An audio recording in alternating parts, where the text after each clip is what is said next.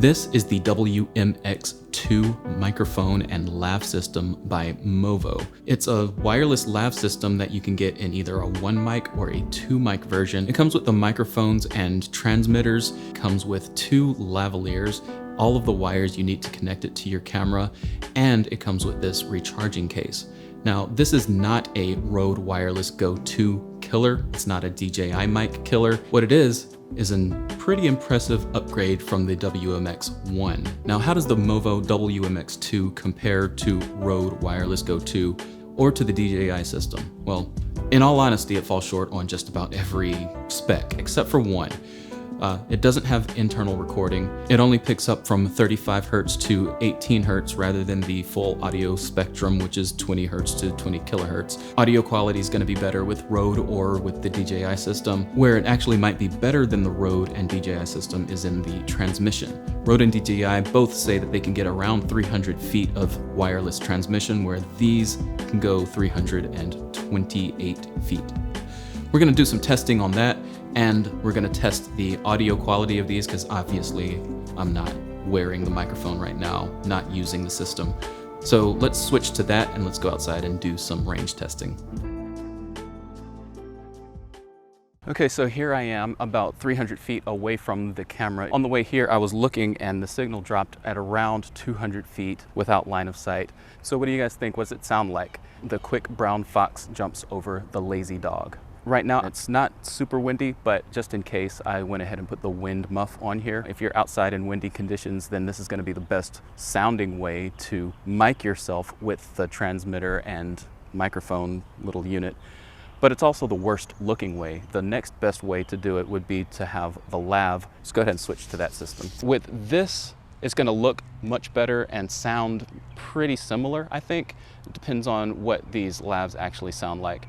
Now, with that being said, I'm going to walk a little bit further down this way, and we're going to test and see how far we can actually get from the camera.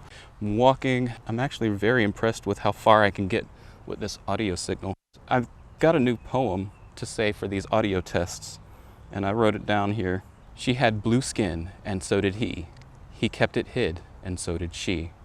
They searched for blue their whole lives through, then passed right by and never knew.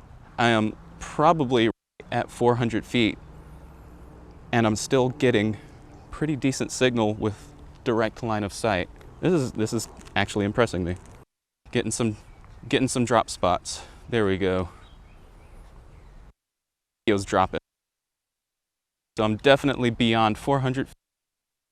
And we're back in the studio so that you can hear what this microphone sounds like in a studio environment. I'm using the transmitter and microphone system right now. She had blue skin, and so did he. He kept it hid, and so did she. They searched for blue their whole life through, then passed right by and never knew. Now I'll switch to the included lavalier and see what that sounds like. She had blue skin, and so did he. He kept it hid, and so did she. They searched for blue their whole life through, then passed right by and never knew. Now, one more thing, I have a better quality lavalier than this. I want to switch to that and see what it sounds like going through this transmitter. The lav mic that I'm wearing now is the Deity lav that comes with the BP-TRX system. I know that the paperwork said that this goes from 35 Hertz to 18 kilohertz, but I'm wondering if I switch my lavalier, does it actually get me to that 20 kilohertz range? She had blue skin, and so did he. He kept it hid, and so did she. They searched for blue their whole life through, then passed right by and never knew. One cool pro feature that the MOVO WMX-2 has is the ability to split into stereo. So if you've got the Duo, you can actually split the receiver into a stereo signal, which gives you the ability to have both of these mics go into different channels. So if I talk into this one, it'll be coming out of one side, and then if I talk into this one, it'll be coming out of the other side. The benefit to doing that is so that you can split it out, adjust volumes, adjust gain, adjust EQ, all that kind of stuff in post, in your editor, in your DAW, whatever you're using.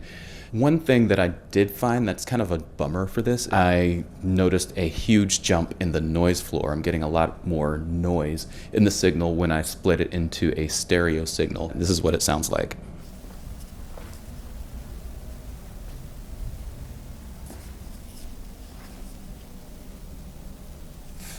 And if you're experiencing that noise, the kind of fix, in air quotes, I can't air quote because I'm holding these, but the kind of fix is to turn up the transmitter, turn up the receiver to full, and then turn down your preamps to kind of bring the noise floor down and bring the gain up.